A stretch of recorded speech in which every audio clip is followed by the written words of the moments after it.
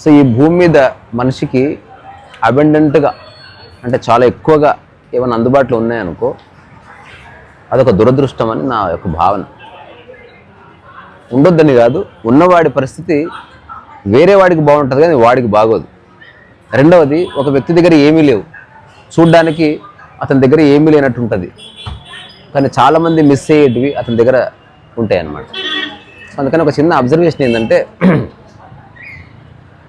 ఒక బెగ్గరు ఎవరిని ఏదైనా వేస్తే తినేస్తాడు, అతనికి ఛాయిస్ లేదు, అదొక మంచి స్థితి. బాగా డబ్బున్నవాడు 100 డిషెస్ ఎదురుగా పెట్టుకొని ప్రాబబ్లీ కన్ఫ్యూజ్ అవ్వచ్చు, ఇది బెటరా అది బెటరా అని తర్క వితర్కాల్లో డైలమాల్లో ఊగేసలాటలో పడవచ్చు. అందుకని ఎన్ని సంపాదించుకున్నా ఒక సాదాసీదా జీవితం, ఒక సింపుల్ మినిమలిస్టిక్ జీవితం అనేది ఎంత తొందరగా అడాప్ట్ చేసుకుంటే అంత మంచిది. 1,00,000 పదార్థాలు ఉండని నేను తినేది ఇదే, ఇన్ని వృత్తులు ఉండని నేను చేసే పని ఇదే, నాకు ఎంతమంది ఫ్రెండ్స్ అయినా ఉండని కానీ నా వైఖరి ఇదే అన్న ఒక స్పష్టత రావాలి. అయితే ఈరోజు నేను చెప్పాలనుకుంటున్న ఒక అంశం, ఒక బెగ్గర్ ఎవడైతే ఉన్నాడో అతను ఎందుకు బెగ్గింగ్ అని అంటున్నామంటే, మనం జస్ట్ ఆకలికి తాను సంపాదించుకోలేడు కనుక తింటున్నాడు అడుక్కొని. శరీరం బాగున్నా కూడా అడుక్కొని తినడం అనేది తప్పు. ఒకవేళ శరీరం బాగలేదనుకో, ఏదో రోగం వచ్చిందనుకో, అతను సంపాదించుకోలేని స్థితిలో ఉన్నాడనుకో, దాన్ని ఆబ్వియస్గా అతను వేరే వాళ్ళు ఇచ్చే దాని మీద ఆధారపడాలి. కానీ అతను యవ్వనంలో ఉన్నప్పుడు మరి ఈ విషయాన్ని ఎందుకు గమనించలేదు అనేది ఒక అబ్జర్వేషన్. అక్కడే కూర్చో. సో యవ్వనంలో ఉన్నప్పుడు ఎందుకు ఈ విషయాన్ని గమనించలేదు అన్నది ఒక అబ్జర్వేషన్. అయితే మనకి భారతీయ సమాజంలో 2 రకాల బెగ్గింగ్స్ ఉన్నాయి. ఒకటి జస్ట్ ఫుడ్ మాత్రమే అడుక్కోవడం. రెండవది ఇంగ్లీష్లో మెండికెంట్ అనే పదం వాడతారు. అంటే ఇప్పుడు స్వామి వివేకానంద కావచ్చు, లేకపోతే స్వామి రామతీర్థ కావచ్చు, లేకపోతే ఎంతోమంది సన్యాస దీక్ష తీసుకున్న వాళ్ళు కావచ్చు, లేకపోతే బౌద్ధ భిక్షువులు కావచ్చు, వాళ్ళు బెగ్ చేస్తారు. కానీ వాళ్ళు బెగ్ చేయడానికి పర్పస్ జస్ట్ ఫుడ్ తినడం, ఆ తర్వాత సమయాన్ని ఏం చేయాలో పాలుపోక వృధా చేయడం అట్లా కాకుండా, వాళ్ళు ఫుడ్ అంటే జస్ట్ తన శరీరాన్ని నిలబెట్టుకోవడానికి సమయాన్ని వృధా చేయకుండా వాళ్ళకున్న సమయాన్ని జ్ఞానం కోసమో, లేకపోతే పుస్తకాధ్యయనమో, లేకపోతే ప్రపంచాన్ని అధ్యయనం చేయడమో, లేకపోతే ప్రపంచాన్ని ఉద్ధరించడానికి కావలసినటువంటి ఒక శక్తిని సమాయత్తం చేసుకోవడానికో దేనికో దానికి వాళ్ళు ఉపయోగించుకుంటుంటారు. అందుకని బెగ్గింగ్ ఈజ్ నాట్ బ్యాడ్. మనిషికి గనక ఒక ఉన్నత లక్ష్యం ఉందనుకో, అతను తన సమయాన్ని కూరగాయలు వెళ్ళి తెచ్చుకోవడంలో, గిన్నెలు గడుపుకోవడంలో, లేకపోతే వాటిని కట్ చేసుకోవడంలో, ఆ తర్వాత ఫుడ్ ప్రిపేర్ చేసుకోవడంలో, వాటిలో వృధా చేయకుండా తనకున్న సమయాన్ని ఒక ఉన్నతమైన లక్ష్యం కోసం, సమాజహితం కోసం ఒకవేళ వెచ్చించగలిగితే అట్లాంటి వాడు ఆహారాన్ని స్వీకరించవచ్చు విత్ డ్యూ రెస్పెక్ట్. అందుకని మనం పొరపాటు పడకూడదు. ఎవరన్నా ఒక వ్యక్తి భిక్ష తీసుకుంటున్నాడంటే అతను జస్ట్ కడుపు నింపుకోవడం కోసం భిక్ష తీసుకుంటున్నాడా, లేకపోతే ఆ కడుపు నింపుకోవడం తన లక్ష్యము కాదు, తనకి జీవితానికి మరొక పర్పస్ ఉంది, కానీ ఆకలి అనేది ఉంది, దాని నుంచి తప్పించుకోలేం క్షుద్బాగా. అందుకని ఎవరైనా ఇన్ని కోట్ల మంది ఫుడ్ వండుకుంటారు, ఎవరో ఒకరు ఇంత అన్నం ఇస్తే తన ఆకలి బాధ తీరిపోతుంది, మిగతా సమయాన్ని తను హాయిగా పూర్తి శ్రద్ధతో తను చేస్తున్న పని మీద లగ్నం చేయవచ్చు అనేది కాంటెక్స్ట్. నేను చాలా బాగుంటుంది.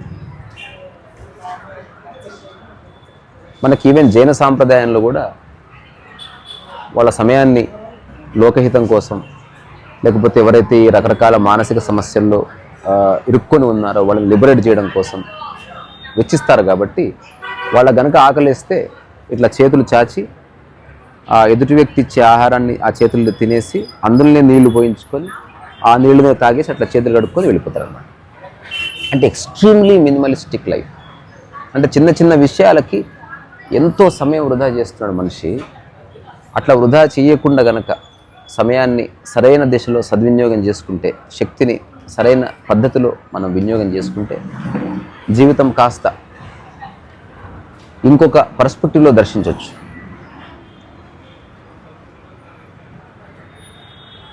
సో చాలా ఉన్నాయి అన్నది కాదు పాయింట్.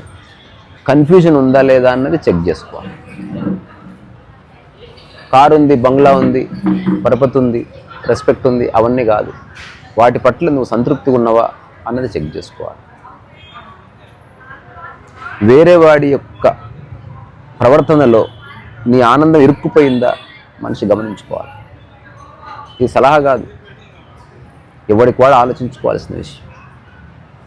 ఆలోచించుకొని దాన్ని సరైన దిశలో విచారించిన వాడు నిజంగా ధన్యుడు.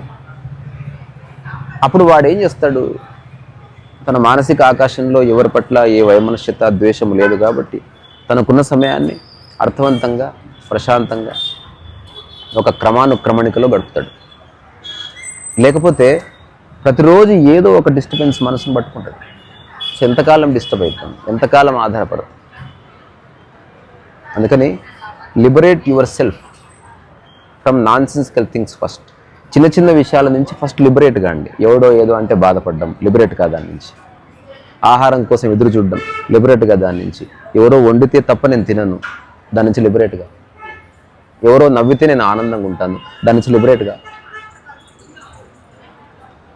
ఇది ఉంటేనే బాగుంటాను అనుకోవడం ఆ థాట్ నుంచి లిబరేట్గా. నన్ను ఎవరో చూసి గేలు చేస్తున్నారు లిబరేట్గా. అందరి ముందు నేను బాగా కనబడాలి ఈ ఆలోచన నుంచి లిబరేట్గా. నాకు ఇంకేదో కావాలి దీని నుంచి లిబరేట్గా. ఉన్నది బాగాలేదు అన్న ఆలోచన లిబరేట్గా. ఫస్ట్ ఈ చిన్న చిన్న విషయాల నుంచి లిబరేట్ అయితేనే అప్పుడు మన మైండ్ వేరే ఏదన్నా ఆలోచించడానికి ప్రిపేర్ అవుతుంది. మైండ్ రెండు రకాలుగా పనిచేస్తుంది. సమర్థవంతంగా పనిచేయాలంటే దానికి కన్సిస్టెన్సీ కావాలి, అన్ఇంటరప్టెడ్నెస్ కావాలి. ఏమైంది? వస్తుంది అన్ఇంటరప్టెడ్గా ఏదైనా కొనసాగాలి. ఇప్పుడు మనం ఎవరైనా చదువుకోవాలంటే స్కూల్కి ఎందుకు పంపిస్తున్నామంటే 8 hours అన్ఇంటరప్టెడ్గా అతను ఫోకస్ చేస్తే చదువు పట్టుకుంటుంది. అదే ఇంట్లో చదువు చెప్తే ఎందుకు రాదు? అమ్మ ఉంది, చాక్లెట్ గుర్తొచ్చింది, నాయనమ్మ గుర్తొచ్చింది, అక్కడ హఠాత్తుగా టీవీ శబ్దం వినిపించింది.